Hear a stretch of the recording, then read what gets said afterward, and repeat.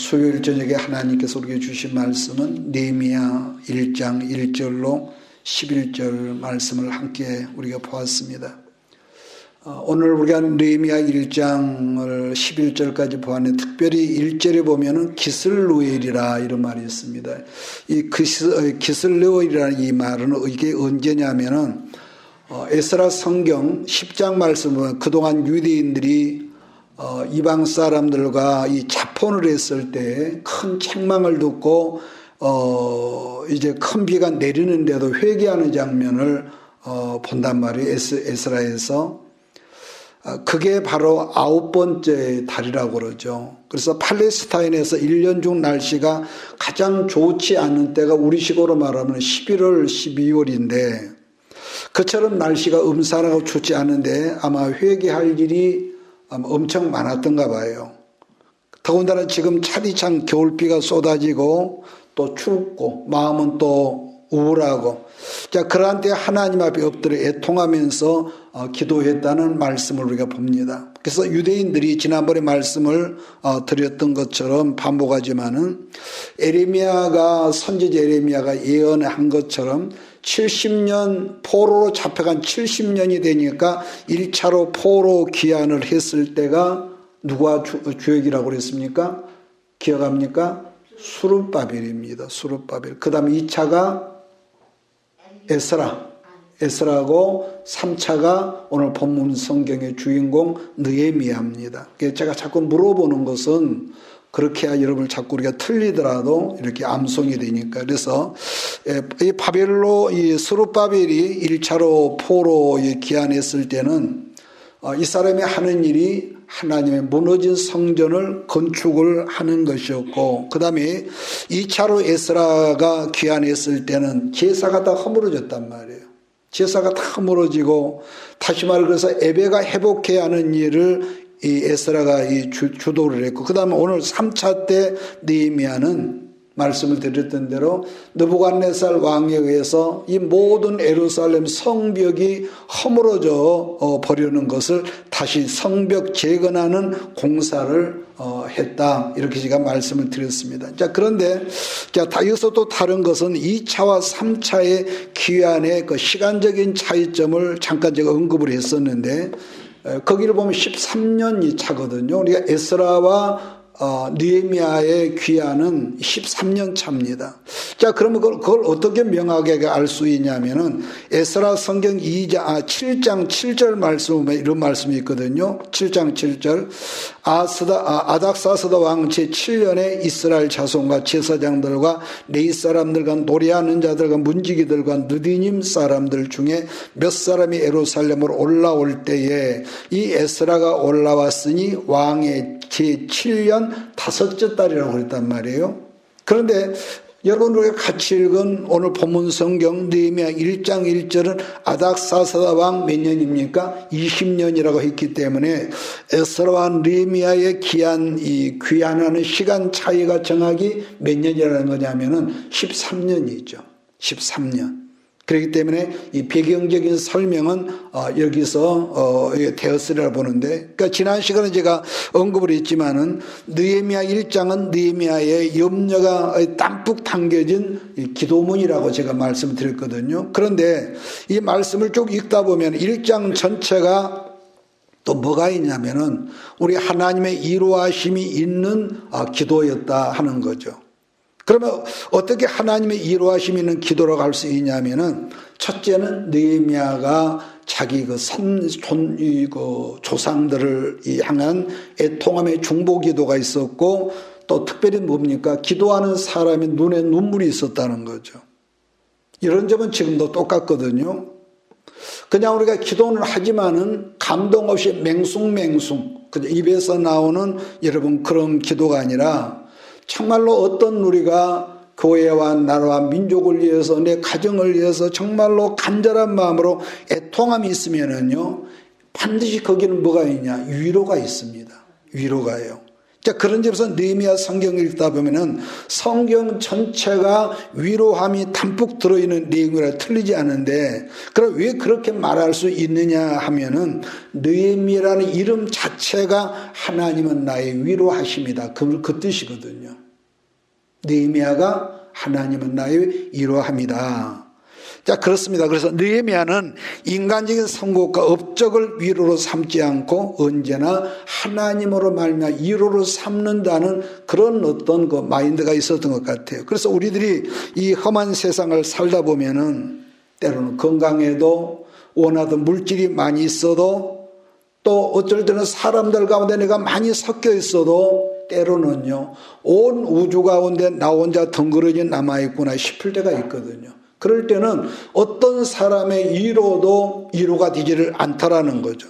그랬을 때에 때로는 누군가가 내게 와서 말 한마디라도 위로해 주면은 정말로 마음의 위로가 될 때도 여러분 있거든요.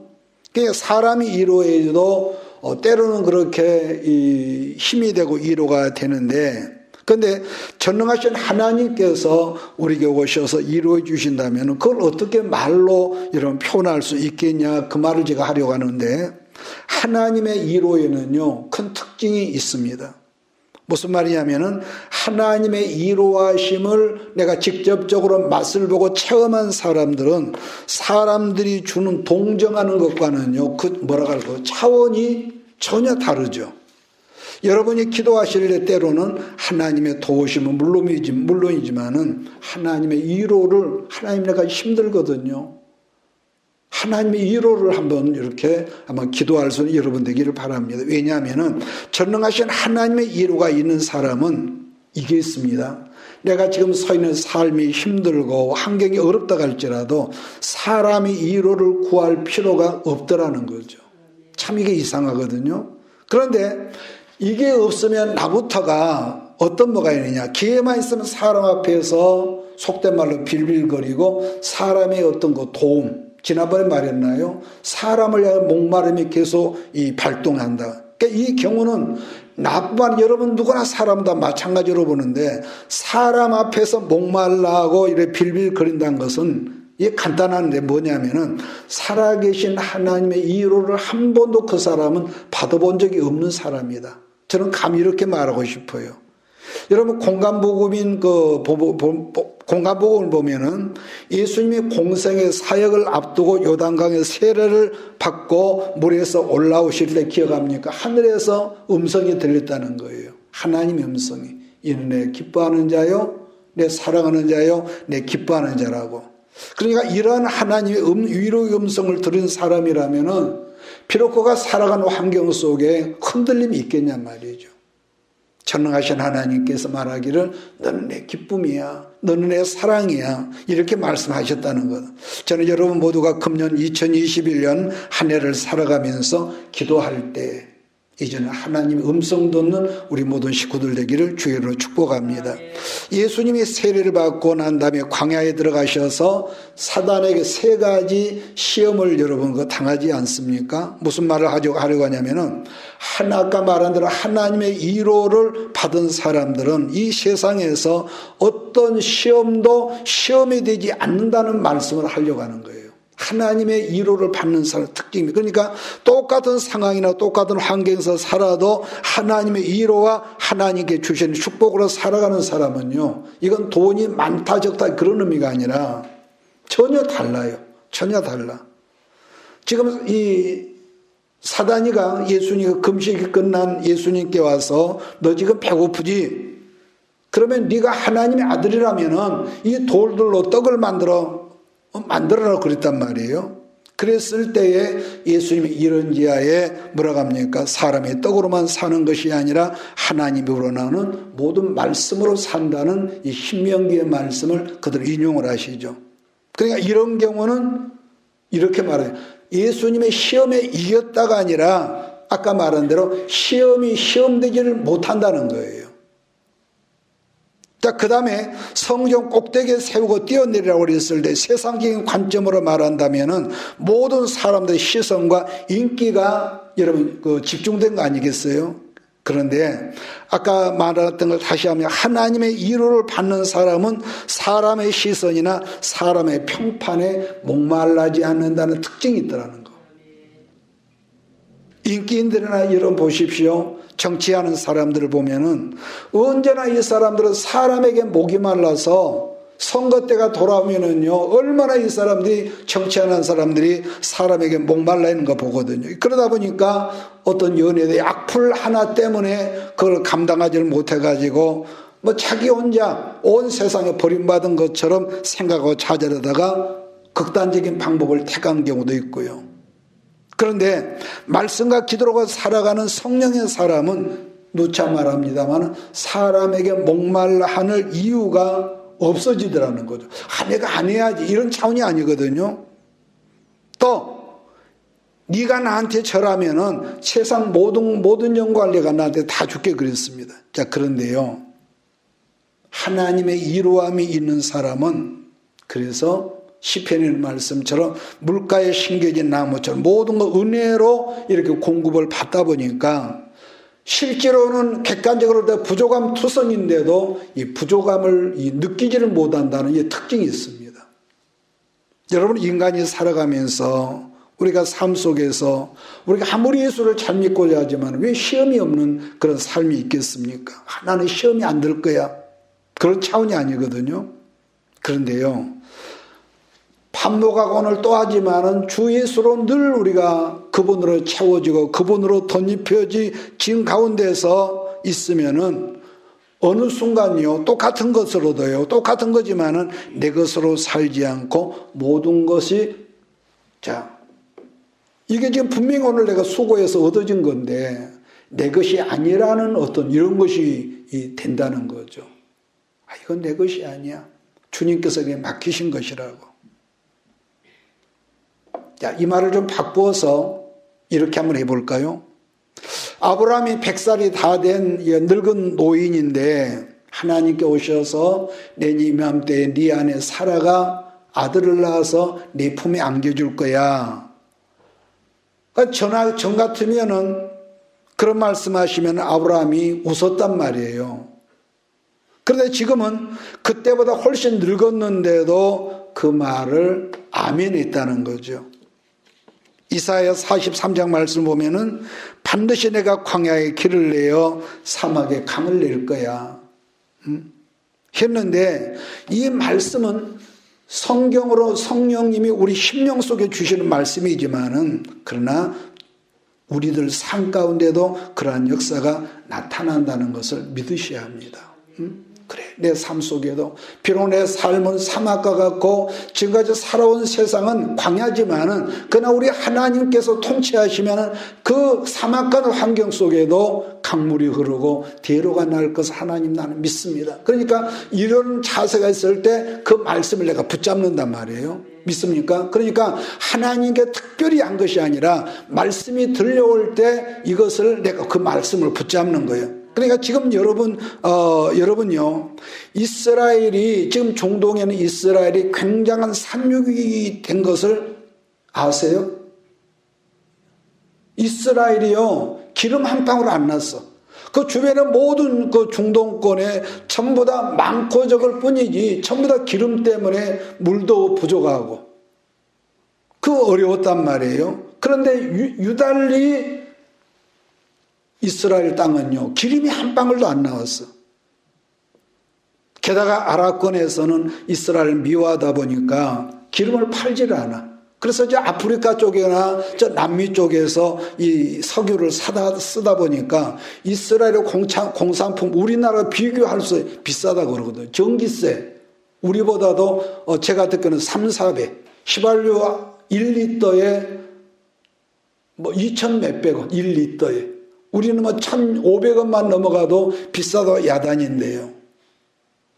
전기세가 얼마나 비싼지 우리나라에서 간 사람들이 아주 막 책망을 들었다는 거죠. 그런데 러시아에서 1990년 그 어간이죠. 러시아에서 그러니까 유태인으로 살다가 이제 고국으로 돌아온 어떤 그 젊은 부부가 있었습니다. 근데 이 미친 사람이 어느 날 성경을 읽다가 신명기에 딱 들어와서 32장 말씀을 읽다가 이 말씀을 붙잡고 하나님께 나가서 기도하다가 보니까 성령께서 어떤 말씀을 주셨다 하냐면은 신명기 33장 18절과 24장 말씀을 성령께서 주셨다는 거예요. 자기에게.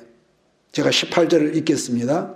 바다의 풍부한 것과 모래 속에 감춰진 보배를 흡수하리로다. 24절 야셀은 아들들 중에 더 복을 받으며 그의 형제에게 기쁨이 되며 그 발이 기름에 잠길지로다.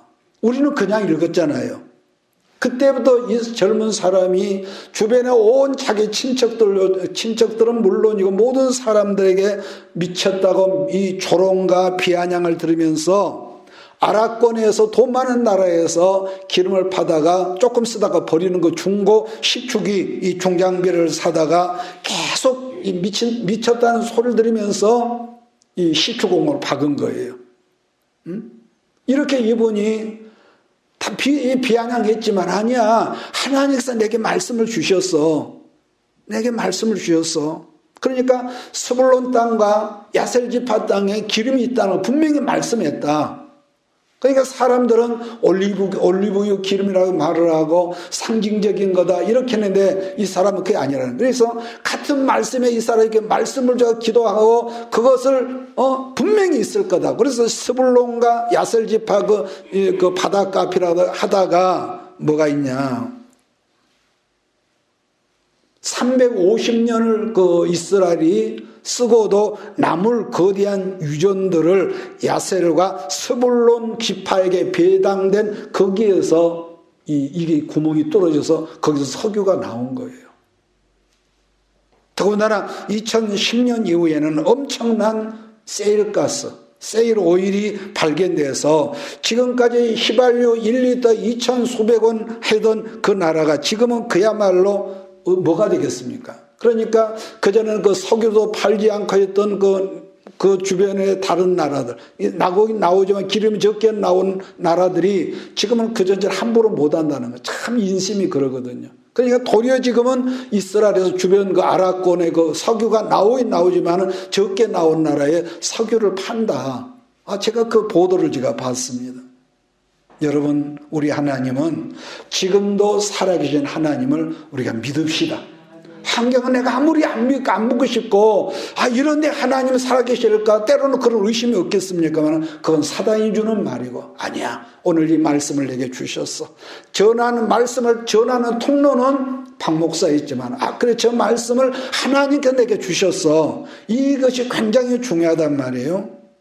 하나님은 아브라함에게 오셔서 지금부터 너희 이름을 아브라함이 아니라 아브라함이라고 부르도록 하고 네 안에 사례를 살아라고 그렇게 하라 하실 때에 상식적인 관점에서 열국의 아버지, 열국의 엄마인데 얼마나 여러분 그 조롱거리 그 사람들에게.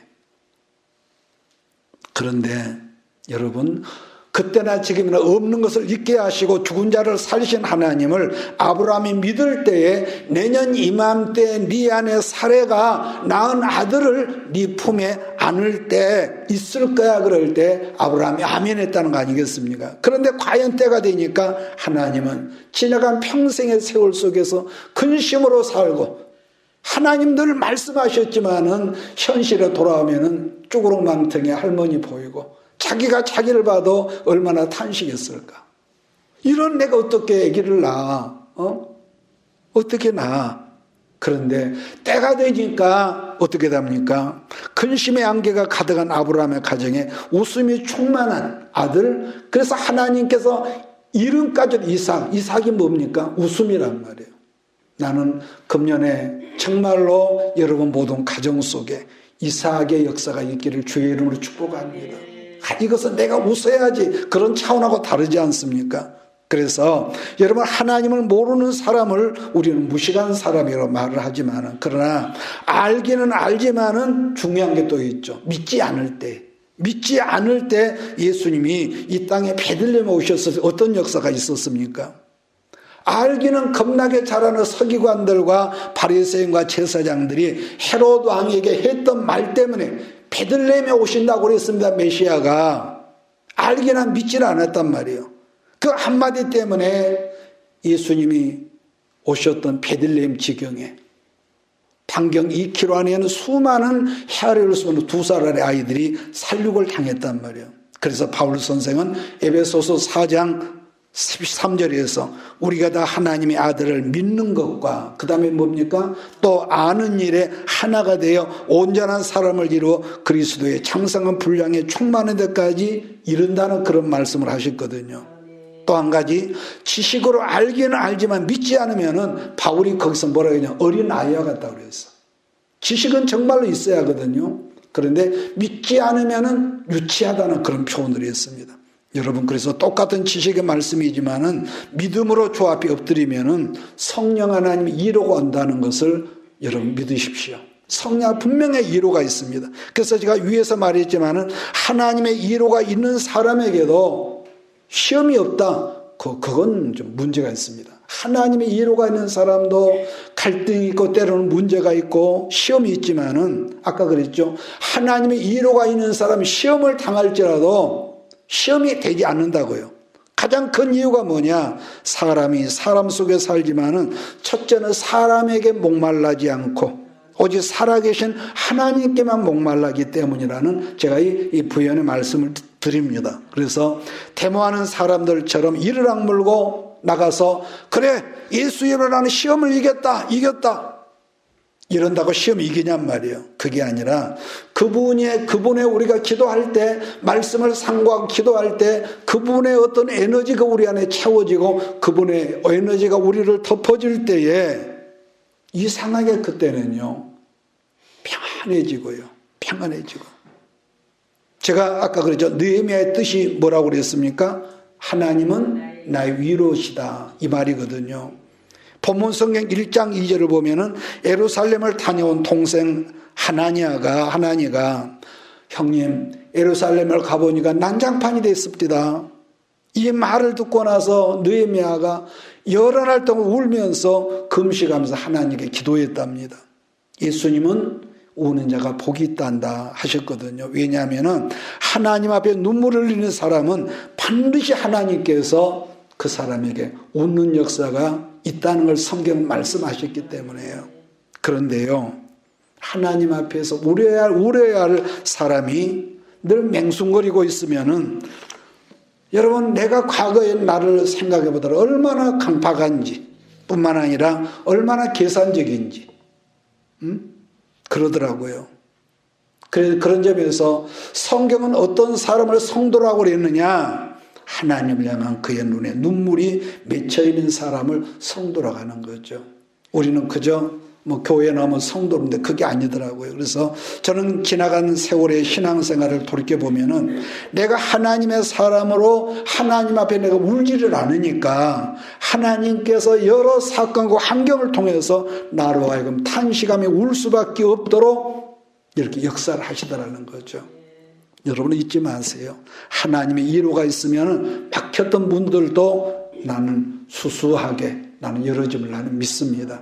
그래서 두 번째로는 에스라의 기도처럼 느헤미야의 중보 기도를 봅니다. 그래서 이번 주일날은 제가 에스겔을 좀 일부러 보려고 그러는데요. 에스겔을 보는데 성경적으로 중보 기도라고 하는 뭘 말하느냐? 우리는 보편적으로 다른 사람을 향한 기도 그렇게 아는데 그게 아니라 그 내용의 뜻은 그렇습니다. 예를 들어서 석가래가 지금 분질러져 가지고 집이 무너지는 상황에서 그 석가래를 내가 바치고 있는 것을 아까 말한 대로 중보기도다. 온 뜻은 여러분 그렇습니다. 그래서 내가 내 남편을 위해서, 내가 내 아내를 위해서, 내가 내 아이들을 위해서, 내가 섬기는 우리 교회를 위해서, 주의 종을 위해서 하는 기도를 그만큼 간절한 마음으로 여러분 우리가 중보기도 하는 거예요. 그래서 여러분 사람이 그러죠. 내가 누군가를 정죄하고 있으면은 설령 그 사람이 내 몸에서 태어난 자녀라 할지라도요.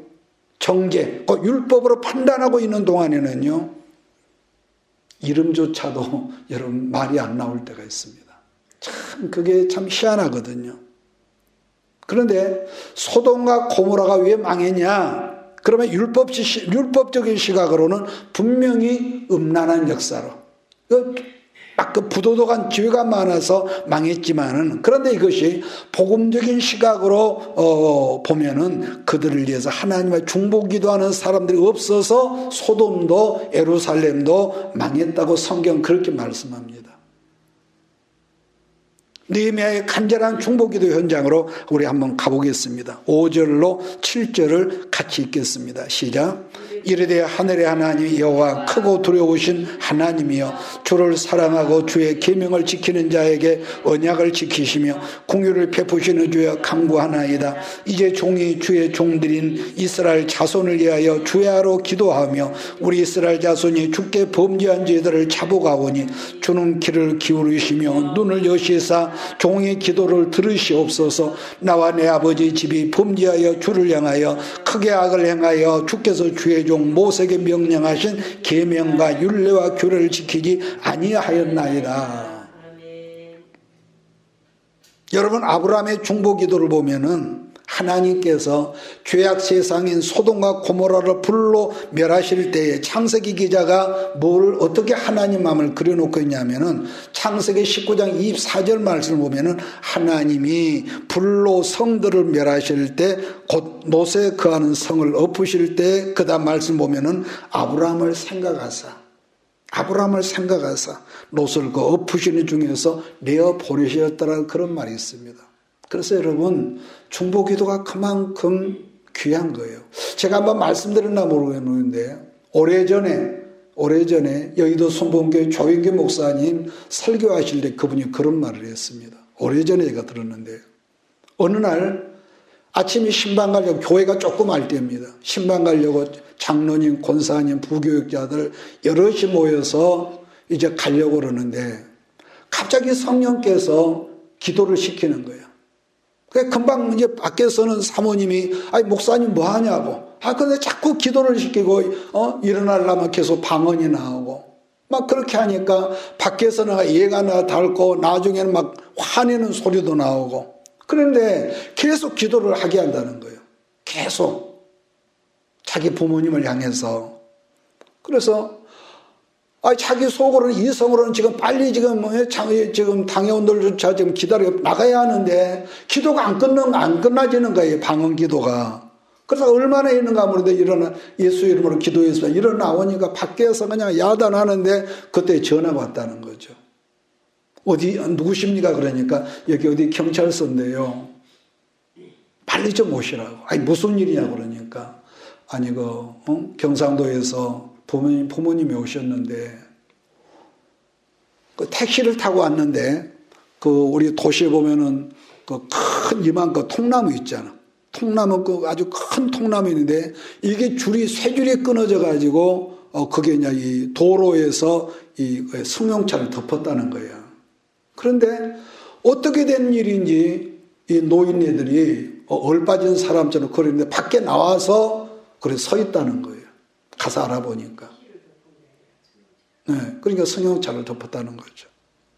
그러니까 사람은요, 우리가 아는 것 외에는 말하지 못하거든요. 그런데 어떻게 그런 일이 있을까? 그분이 한 말이에요. 성령께서는 그래서 때로는 억지로라도 중보기도를 시킬 때가 있고, 때로는 우리가 이렇게 알면서 이성적으로 여러분 하실 때가 있죠. 우리는 지금 중공 코로나라는 전염병으로 말미암아 모든 것이 지금 무질서가 되다 보니까 여기서 우리가 뭘 깨닫느냐 하면은요, 여러분 보세요. 그동안 평범한 일상들이 이제 보니 얼마나 그것이 감사했다는 것을 그전에는 몰랐잖아요. 마음대로 돌아다니고 가서 먹고 놀고 전혀 그런 게 없었어. 마스크가 있어요. 예배는 언제나 교회 가면 예배가 있는 줄 알았지만은 이제 보니까 예배조차도 지금은 이 전염병이라는 것 때문에 마음대로 드리지 못하고 정부에서 간섭을 하고요. 마찬가지입니다. 사람들은 나는 항상 젊어, 나는 항상 건강해. 그런데요, 내일 일을 모르는 것이 인생이라고 그러지 않습니까? 어떤 이는 자기의 젊음과 건강을 과시하다가, 그건 제가 유튜브에서 봤거든요. 미국에서 있었던 건데 28살인가 먹은 사람인데 자기는 감기 한 번 안 걸렸대. 그래서 일부러 자기가 시험을 하려고 코로나 걸렸던 그런 그 사람들 가운데 마스크도 안 쓰고 갔는데 그게 걸렸어. 근데 그 사람 결국은 죽었거든요. 내가 너무 자만했다고. 그런 사람도 있습니다. 그런 점에서 시편 기자가 했던 말인데, 감사를 잃어버리면은 내가 너희를 찢을 거야. 감사를 잃어버리는 너희요, 내가 너희를 찢을 거야. 건질지 없으리라, 그런 말을 하셨거든요. 그러므로 여러분, 우리가 평범한 일상 아무 일도 안 일어나니까 그냥 넘어갈 것이 아니라 범사에 감사할 수 있는 우리 식구들 되기를 주의로 축복합니다. 우리가 밥 하루 3끼 먹고 배설하고 잠자고 얼마나 감사하냔 말이에요. 그래서 얼마 전만 해도 우리나라 사람들이 외국에 나가면은 멸시를 하고 천대받을 때가 있었습니다. 70년대 후반까지요. 그런데 수년 전부터 우리나라가 이 국운이 올라서면서 외국인들이 많이 들어왔잖아요. 한국인들이 외국 사람들을 멸시를 많이 했대. 그런데 몇 년 전에 제가 아는 목사님이 필리핀을 무슨 선교 목적으로 갔는데 공항에 내려서 가방을 넣고 아무 생각 없이 가는데 필리핀 청년들이 3시가 달려들어서 자기를 막 때리더라는 거예요. 그러니까 이분이 운동을 하는 사람이라. 그래서 좀 몇 대 맞고 붙잡아놓고 물어보니까 왜 네가 나를 때리니? 그러니까 자기가 한국에 가서 2년을 있었는데 한국 사회 얼마나 자기가 망실을 하고 멸시를 당하고 얻어맞고 월급도 못 받고, 그래서 한국 사람 하면 이를 가리니까 그랬다는 그런 말을 한 적이 있었는데요. 여러분, 우리가 어렸을 때만 해도 이런 설이나 명절이 오면은요, 집집마다 다니면서 떡동냥 다니는 사람이 옛날에 있었어. 지금 사람들은 감히 상상도 못하고, 우리가 어렸을 때 그랬어요. 그런데 어느 때부터 우리가 좀 먹고 살만하니까 인권이라는 미명으로 지금 국회에서 동성애, 아시죠? 이건 미주관에 아마 통과되지 않을까 싶어요. 이 가증한 법을 지금 만들고요. 그러니까 이런 점을 우리가 느헤미야를 보면서 철이 없는 이 국회의원들, 철이 없는 국회의원들을 위해서 우리가 회개해야 합니다. 날이면 날마다 여당 야당 네가 잘했네 네가 못했네 싸우고요. 그래서 제가 가만히 오늘 생각하니까 오늘 신문 보면서 모르긴 해도 우리나라 국회의원이 없어지는 날까지 우리 민족의 고난은 계속될 것 같다. 제가 그런 생각을 해봤습니다. 그러니까 지금 우리나라 국회의원이 3분의 2는 안 되지만 가까이 되는 사람이 자기가 예수 믿는 사람이라고 그런데요. 예수 믿는 사람이라고. 그러는데 보십시오. 어느 한 사람 예수 냄새가 안 나잖아요. 정말로 예수 냄새 안 나, 우리나라 국회의원들. 그러니까 아까도 말했지만 감사한 줄 모르고 남 얘기만 하니까 하나님께서 코로나라는 이 질병을 통해서 마스크를 쓰고 말을 못하게 하고요. 여러분 생각을 해보세요. 그래서 그런지 우리들도 그동안에 살아오면서 감사한 줄 모르고 비평하고 함부로 말했던 것을 용서해달라고 우리들은 기도해야 할 이런 필요가 있습니다. 그 다음 마지막 3번째 기도의 특징은 말씀으로 기도한다는 거죠. 좀 엉뚱한 말 같지만 성경에서 여러분 3산이 있는데요. 첫째는 신의 산이 있고 갈멜산이 있고 또 뭐가 있을까? 신의 산이 갈멜산이 있고 그 감람산이 있고, 그렇게 우리가 보는 거죠. 신의 산 하면 무슨 산이냐 그러면 말씀의 산이라고 그럽니다. 말씀을 주셨으니까. 그래서 그 주신 말씀을 붙잡고 예수님께서 감람산에 기도하신 것처럼 하나님 이제는 기도가 회복되게 해달라고. 기도가 또 하나님께서 나에게 사명과 비전을 주실 때 우리는 감람산에 올라가서 능력받아서 내게 주신 사명을 감당하게 해달라고 여러분 기도해야 할 여러분 책임이 있습니다. 그래서 아마도 느헤미야는 지금 제가 간단하게 말한 말씀한 그런 패턴으로 기도하지 않았을까 그런 생각을 해봤습니다. 자, 느헤미야 기도를 우리가 마무리하며 기도를 함께 읽겠습니다. 8절 9절입니다.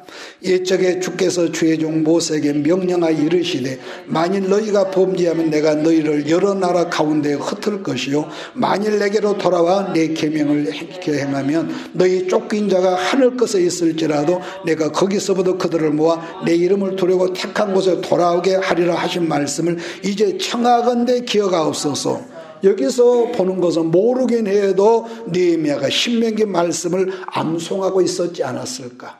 지난번에 말씀드린 대로 느헤미야는 오늘날로는 목사도 아니고 장로도 아니었단 말이에요. 흔하다는 평신도에 불과했어. 그런데 이런 느헤미야가 이 신명기 말씀을 알고 있었다. 그럼 신명기가 어디냐면은 신명기 30장 1절로 4절의 말씀을 전적으로는 인용하지 않으자 그 말씀을 생각하면서 기도했다는 걸 보는데요. 제가 여러분 2절로 4절만 읽어드릴게요. 네와 네 자손이 네 하나님 여호와께로 돌아와 내가 오늘날 네게 명한 것을 온전히 따라서 마음을 다하고 성품을 다하여 여호와의 말씀을 순종하면 네 하나님 여호와께서 마음을 돌이키시고 너를 긍휼히 여기사 내 포로를 돌리시되 네 하나님 여호와께서 너를 흩으신 그 모든 백성 중에서 너를 모으시리니 너의 쫓겨간 자들이 하늘가에 있을지라도 네 하나님 여호와께서 거기서 너를 모으실 것이며 거기서 너를 이끄실 것임이라는 그런 말씀이 있습니다. 그러니까 느헤미야는 말씀드린 대로 제사장 가문도 아니고 또 파산날에서 태어나 자란 사람인데도 이 사람이 어떻게 신명기의 말씀을 알고 있었을까? 그 말씀을 부모로부터 계속 들었다는 거 아니겠습니까? 그랬기에 차에 통함에 자복하는 기도하는 중에 이 사람이 신명기 말씀을 그대로 이렇게 인용을 했다는 거죠. 그래서 좀 전에 제가 위에서 말씀한 것처럼 우리가 신의 산 같은 그런 가운데서 우리가 늘 새로운 말씀을 받을 때는 우리가 그런 의미로 받아야 하지 않겠습니까? 그래서 이제는 감람산에 예수님이 기도하신 것처럼 우리가 말씀을 듣고 기도하고, 그러므로 감람산의 기도와 그 다음에 내가 서 있는 가정이나 내 삶 속에서 내게 주어진 사명을 감당하기 위해서 우리가 능력받을 필요가 있거든요. 그래서 이렇게 말하면 주의 종들이는 아니, 여러분이 나는 다른 게 뭐가 있어? 여러분 그러잖아요. 그래서 다시 설명하면은 그동안 하나님께서 시간 우리에게 주셨던 말씀을 붙들고 이제는 기도할 필요가 있다. 그 말씀. 그러므로 내게 주셨던 말씀들 아까 그랬잖아요. 내가 붙들면은 그 말씀이 우리들 삶 가운데서 육화된다는 거. 육화. 인카네이션이라고 그러죠. 그래서 아마도 느헤미야가 하나님 내가 듣자니 예루살렘 성벽이 허물어졌다는데 그 다음에 보니까 그럼 누구를 보낼까요? 막 추측건데 그런 기도를 했던 것 같아. 옛날 우리 민족의 성각자 중에 안창호라는 분이 어른이 있었습니다. 이분이 하루는 어디를 가니까 사람들이 선생님 우리나라는 인물이 없어요. 그러니까 안창호 이 선생이 정색을 하면서 여보게 인물이 없다 하며 자네가 인물이 되라. 그런 유명한 그 어록이 있는데요. 침략한 느헤미야도 그렇던 것 같아요. 하나님 이 우리나라가 이런 꼴이 된 누구를 보내면 좋겠습니까? 그랬을 때 하나님께서 네가 가거라. 성경은 없지만은 그랬던 것 같아요. 근데 분명한 것은요, 어느 시대였든지 자기에게 주신 말씀을 붙들고 기도하면은 반드시 뭐가 있느냐? 사명이 있습니다. 말씀을 붙들고 사명을 받게 된다는 것과 그 다음에 그 사명을 크든지 적든지 감당할 수 있는 능력을 그 사람에게 부어주신다는 것을 믿으십시오. 사명을 붙들면은요. 그래서 예루살렘을 위한 일꾼을 위해서 기도하다가 하나님께 네가 가라고 하니까 이제는 어떤 기도를 느헤미야가 하냐면은요, 자기에게 주신 사명을 감당하기 위한 형통의 기도를 하죠. 형통.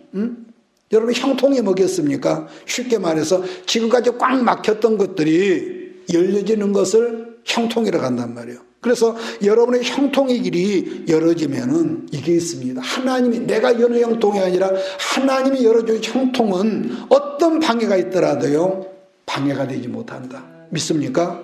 그럼 결론이 뭐냐? 나 한 사람이 말씀 안에서 형통의 길이 있으면은 내 주변의 모든 사람들이 나하고 연결된 사람들이 더불어서 뭘 받습니까? 복을 받습니다. 이게 하나님의 형통의 사람입니다. 저는 여러분과 우리 모두가 이 형통의 복을 금년에 꼭 받아서 간증의 풍성한 우리 모든 식구들에게 주의를 축복합니다. 자, 마지막으로 10절과 11절 말씀을 보면서 오늘 시간 정리합니다. 시작. 이들은 주께서 일찍이 큰 권능과 강한 손으로 구속하신 주의 종들이요 주의 백성들이니이다. 주여 고아오니 귀를 기울이사 종의 기도와 주의 이름을 경외하기를 기뻐하는 종들의 기도를 들으시고 오늘 종이 형통하여 형통하여 이 사람들 앞에서 은혜를 입게 하옵소서 하였나니 그때 내가 왕의 술관인이 되었느니라. 여기서 종들의 기도를 들으시고 오늘 종이 형통하여 이 사람들 앞에서 은혜를 입게 하옵소서 그랬단 말이에요. 하나님 예루살렘 성벽을 쌓으려고 제가 가겠습니다. 그러면서 하는 말이 하나님 나에게 형통의 은혜를 주소서. 그런데 제가 이 말씀을 정리하면서 영어 성경 NIV 거기를 보니까요. 우리 말은 그냥 형통으로 되어 있지만은 영어 성경에는 거기 보니까 서커스 토데이라는 그렇게 되어 있더라고요. 그러니까 이 말은 성경에서는 보면은 잘 사용하지 않는 말인데 문구인데 성공이라는 이 문구가 거기가 있더라는 거죠. 여러분 그래서 여러분과 나는 내가 나를보다 얼마나 왜 연약하고 모자라고 그러냔 말이에요. 그런데 아까 했던 말을 다시 하고 끝내겠습니다. 말씀을 붙들면 내 말씀을 붙들고 기도하면은 하나님과 허락하신 사명을 감당하기 위해서 갈멜산의 그 능력을 여러분에게 주셔서 어떤 일을 우리가 지금 계획하고 나갈지라도 결론적으로 이런 말이 있죠. 사람이 자기 길을 계획할지라도 그 길로 인도하시는 하나님이시라고. 하나님이 하신다고요. 그래서 말씀을 붙들라. 그래서 모든 은사는 하나님의 선물이고 모든 직분은 하나님께서 우리에게 허락하신 기회라고 그랬거든요. 잊지 마십시오.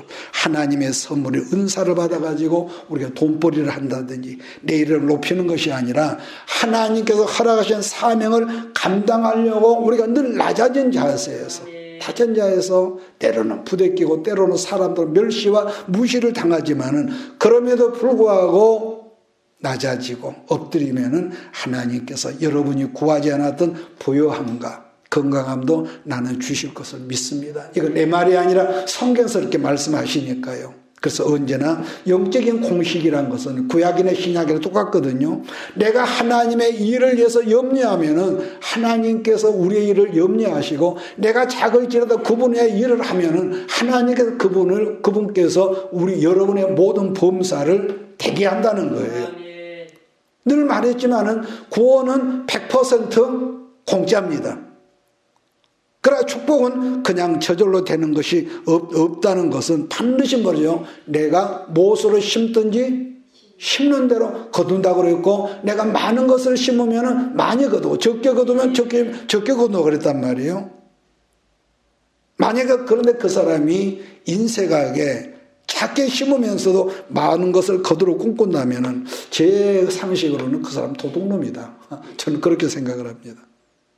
사람들은 흔히 나는 흙수저예요. 나는 가방끈이 짧아요. 나는 배경도 없어요. 그렇지만은 아니에요. 바울이 그랬습니다. 우리가요, 바울이 가정에서 평범한 우리가 주부로 우리가 살아있을지라도 어떤 우리가 밥을 하면서 청소를 하면서 주 하나님의 영광을 위해서 여러분의 가정을 섬기십시오.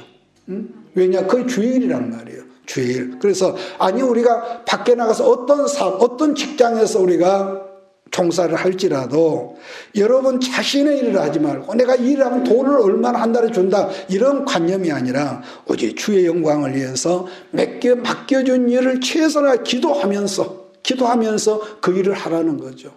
그럴 때 내가 수고는 조금 하지 영광은 하나님 받으시고 그래서 요셉이 가는 곳에 보디발하고 전혀 상관이 없는데 요셉 때문에 그 가정 속에 복을 주신 것을 하나님 복 주신 것을 보디발이 알았다고 여러분 그러지 않습니까? 그래서 우리가 그런 관점에서 우리 한 주간을 하루를 살면은요 그게 바로 사명입니다. 그래서 여러분이 출근해 직장에 들어갈 때 언제든지 하나님 이 사업장을 주의 이름으로 축복합니다. 하나님 축복합니다. 이렇게 해서 나 같은 경우는 어디를 가든지 빛이 있어라. 항상 내가 빛을 선포하죠. 그래서 바울이 했던 말을 다시 하고 끝내겠습니다. 내게 능력 주시는 자 안에서 내가 모든 일을 할 수 있느니라.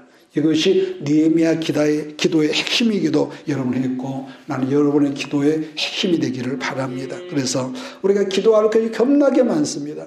나라를 위해서 기도하고 우리 한국교회를 위해서 기도하고요. 우리 한국교회 정치를 위해서 기도해야 합니다.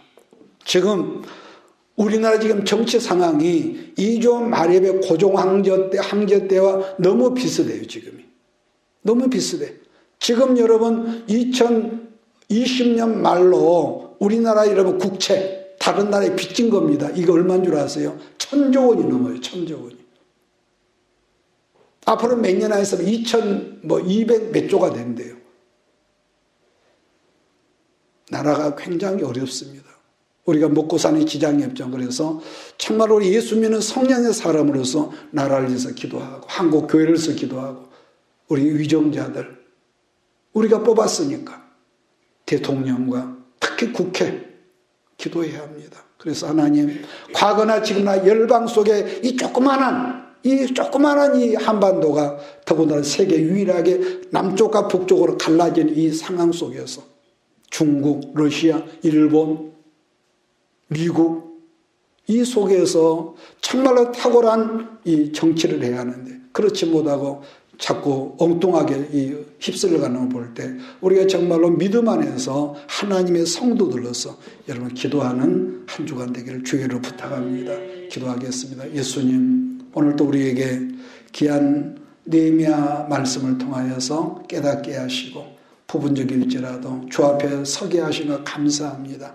느헤미야가 자기 민족의 그 모든 아픔을 보고 그 기도하고 자기 조상들의 허물과 죄를 놓고 중보기도 해나가는 것처럼 하나 우리 모든 식구들이 나라를 위해서 교회를 위해서 하나님 우리 위정자들을 위해서 기도하기를 부족함이 없는 남은 시간 되도록 축복하여 주시옵소서.